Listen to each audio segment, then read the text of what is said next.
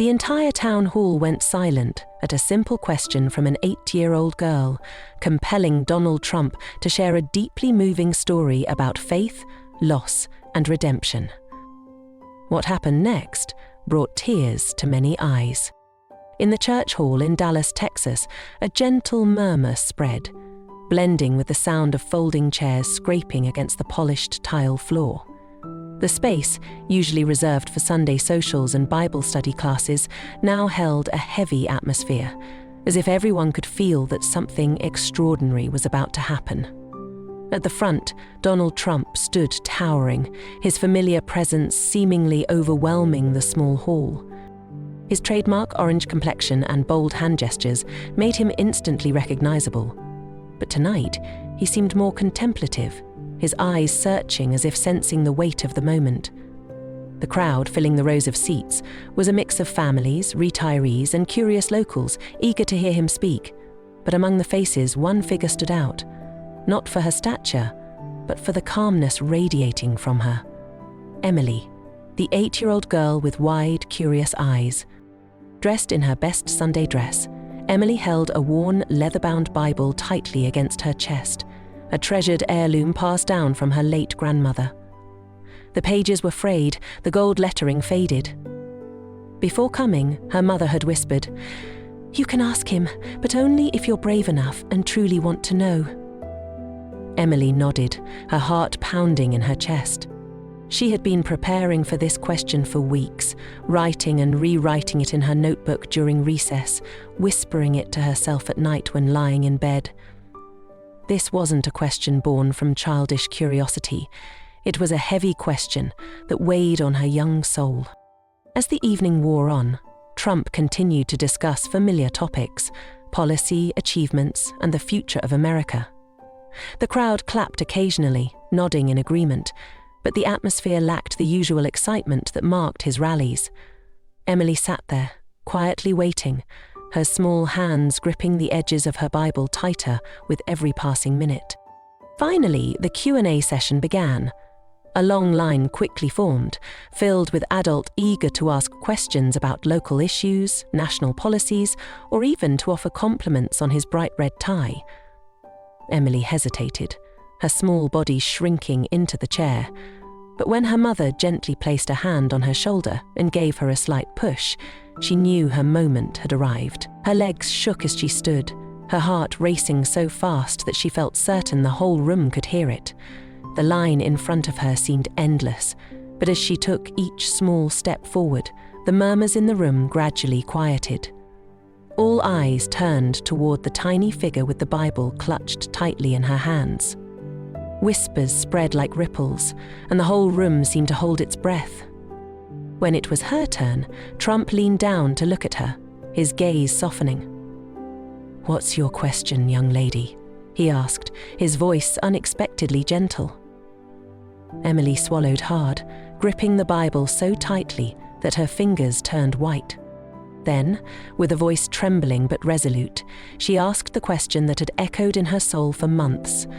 "Mr. Trump, what does God mean to you?" The room immediately fell into complete silence. Every eye was fixed on the little girl and Trump, the weight of the question pressing heavily on everyone. For a man known for quick answers, Trump didn't respond immediately. Instead, he looked at her, then at the Bible in her hands, and something in his posture seemed to shift. But before he could speak, the atmosphere in the room thickened with anticipation, as if everyone were leaning forward on the edge of their seats.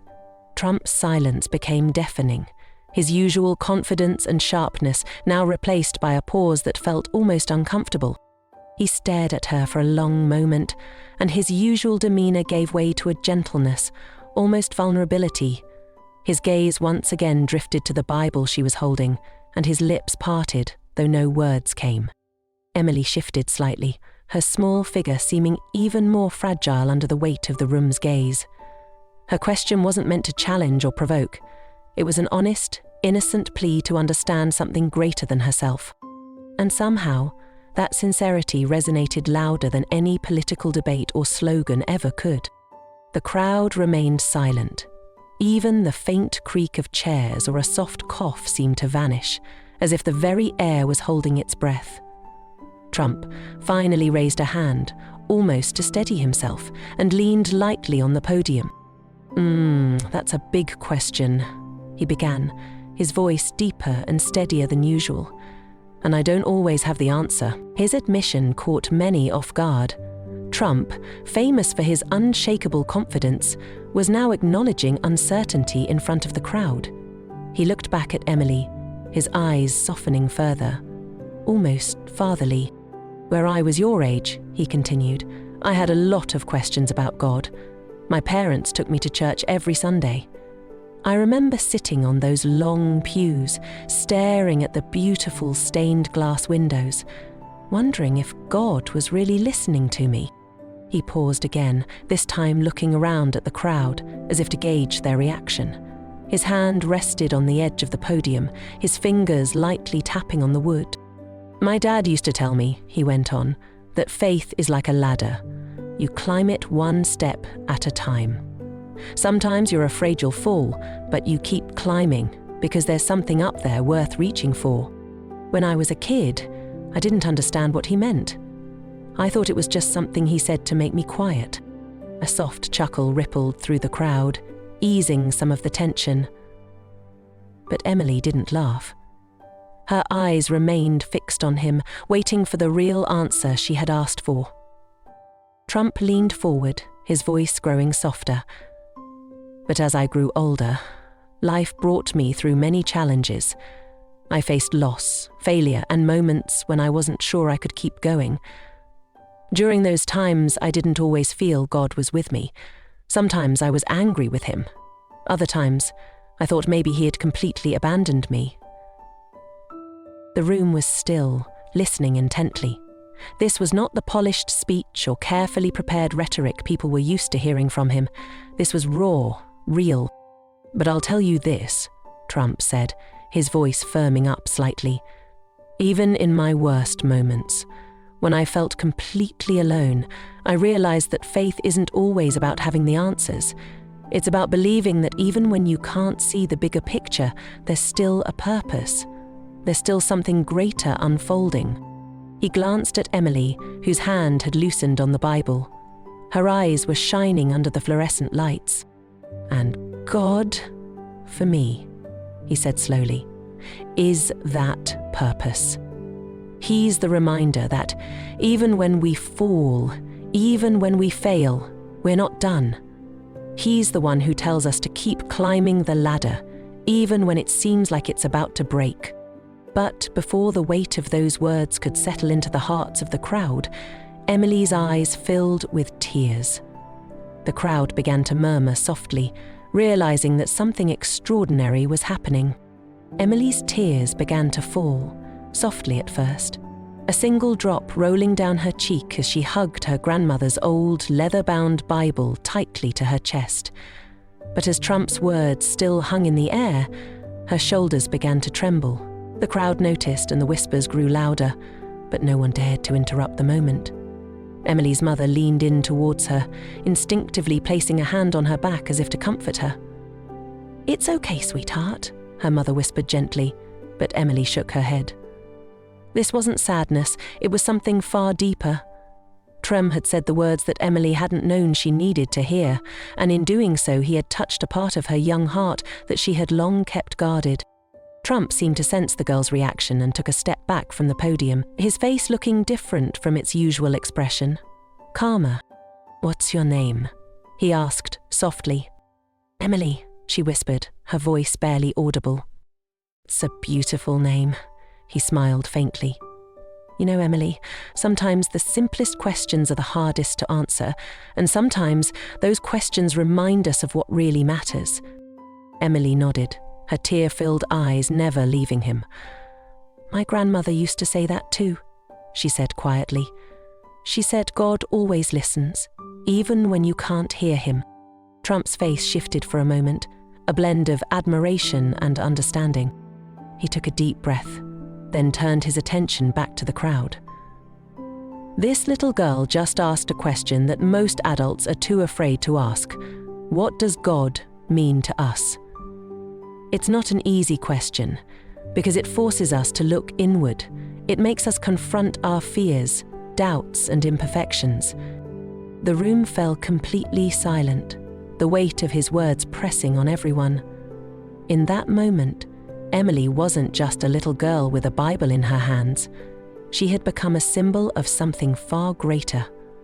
Her bravery had shifted the entire tone of the evening, turning it from a regular town hall into a profound introspection about faith and humanity. Trump continued, his voice steady but softer than before. We live in a world where we're always looking for answers from the outside. We think power, success, or money will fill the gaps, but they don't. The real answers are the ones that make us uncomfortable, the ones that make us ask, where do I stand? What do I believe in? And who am I when no one's looking? He paused, his gaze returning to Emily. Thank you for reminding me of that, Emily. You're wiser than many adults I know. The crowd erupted into a gentle applause, but Emily seemed not to notice. Her tears had stopped falling, replaced now by a quiet, proud gaze. She wiped her cheek with her sleeve and looked up at her mother, who smiled back with glistening eyes. But as the applause began to die down, Trump's voice shifted again, signaling that this conversation was far from over, and the room would soon be drawn deeper into his story. The room grew quieter, as if the air itself were holding its breath for Trump's next words. He shifted slightly at the podium, his eyes scanning the crowd before turning back to Emily.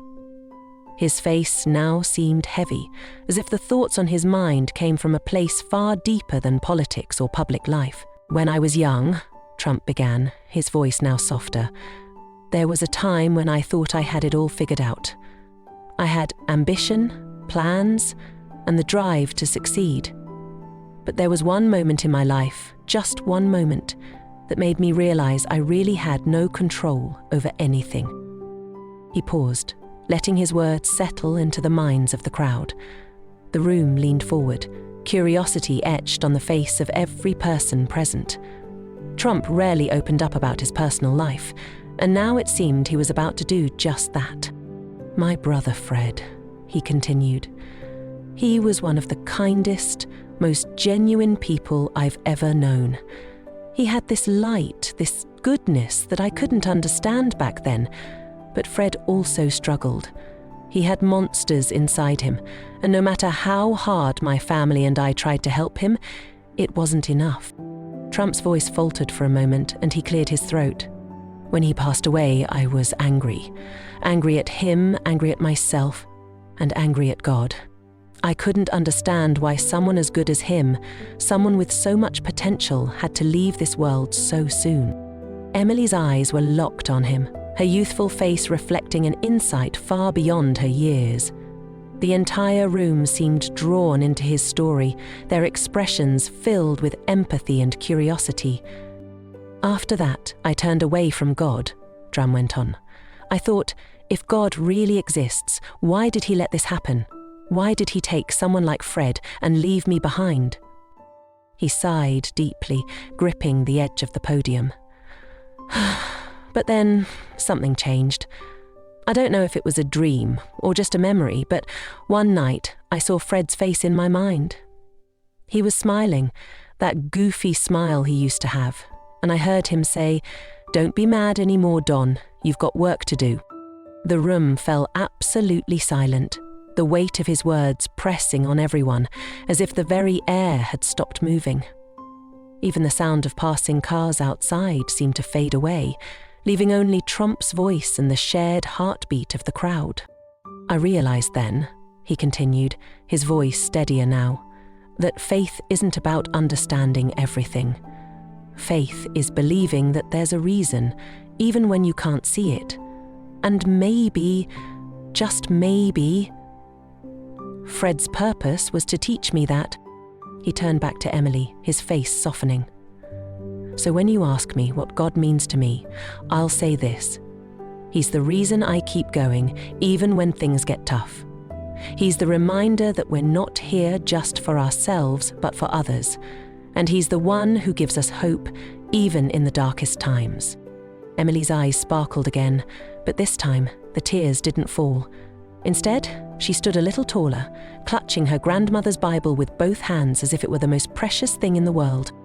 But just as the room seemed to settle into the gravity of his story, someone in the crowd raised their hand, breaking the silence and drawing the attention of everyone in the room. A man near the back of the room stood slowly, hand still raised, his face weathered and rough from years of hard work. He was the type of man you might pass by on the street without a second thought.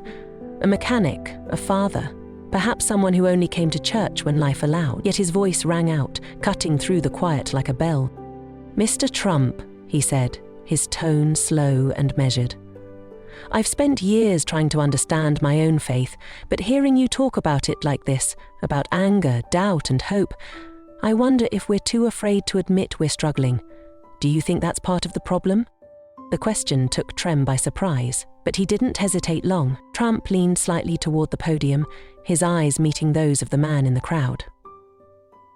"You know," he began, "I think a lot of us are afraid to admit that we're not as strong as we want others to think. Faith isn't easy. It's messy, complicated, and sometimes it feels like you're just shouting into an endless void. But the truth is, that's what makes it strong. Faith isn't about perfection, it's about trying even when you don't have all the answers." The man nodded, his face softening as he sat down. A murmur of agreement rippled through the crowd, but it was Emily's voice that broke the next silence. "My grandmother used to say faith is like planting seeds," she said, her voice clear and steady despite her small frame. "You don't always see them sprout right away, but you have to believe they'll grow." Trump smiled, a genuine, almost gentle expression that seemed to soften the usual guarded look on his face. "Your grandmother sounds like a very wise woman," he said. And she was right. Faith is a seed. It doesn't always grow in the way you expect, but that doesn't mean it's not growing. It's growing in ways you can't always see.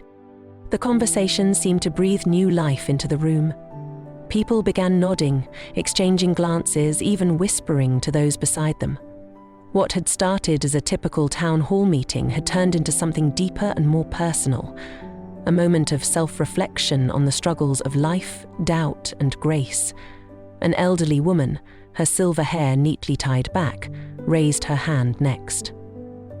"I lost my husband last year," she said, her voice trembling. "I've been angry at God ever since. I feel like I've completely lost my faith." "Do you think it's too late to find your faith again?" Tren asked, stepping closer to the edge of the stage. His voice was gentle but firm. "It's never too late," he said.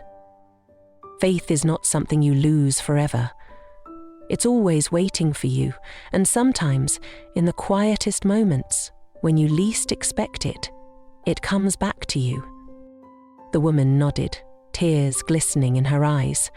Those around her were equally moved, some wiping their eyes with tissues, others sitting silently in thought. But as Trump's words settled into the hearts of the crowd, it became clear that this evening was no longer about just questions and answers. It was about connection, and what followed only deepened that bond. The room now felt as if it radiated a special energy, not noise, but a palpable energy from sharing the hurt and vulnerability of humanity.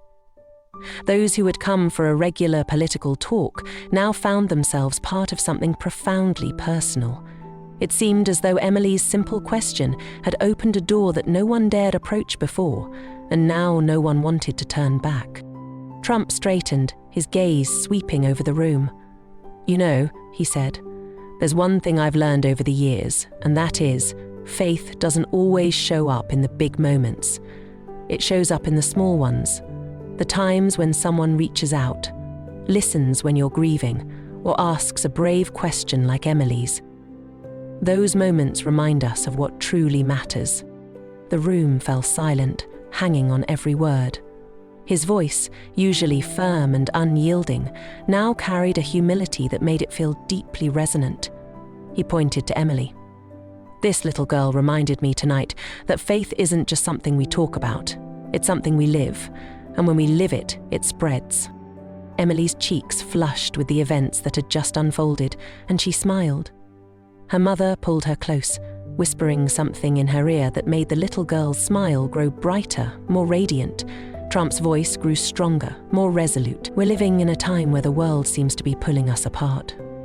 From politics to opinions, from this difference to that difference. But faith has the power to unite us. It's not about being the same, but about understanding that we're all climbing the same ladder, one step at a time, even if each person's path looks different. Applause began to rise, slowly at first, then growing stronger. People stood, clapping not only for Trump, but for the moment itself, for Emily's courage in asking the question, and for the answers it had brought to everyone in the room. As the applause slowly died down, Trump leaned forward one last time. "So tonight, I'll leave you with this," he said, his voice deep but full of resolve. "Ask yourself what faith means to you, and don't be afraid of the answer, no matter how unclear it might seem, because faith isn't about knowing everything, it's about trusting."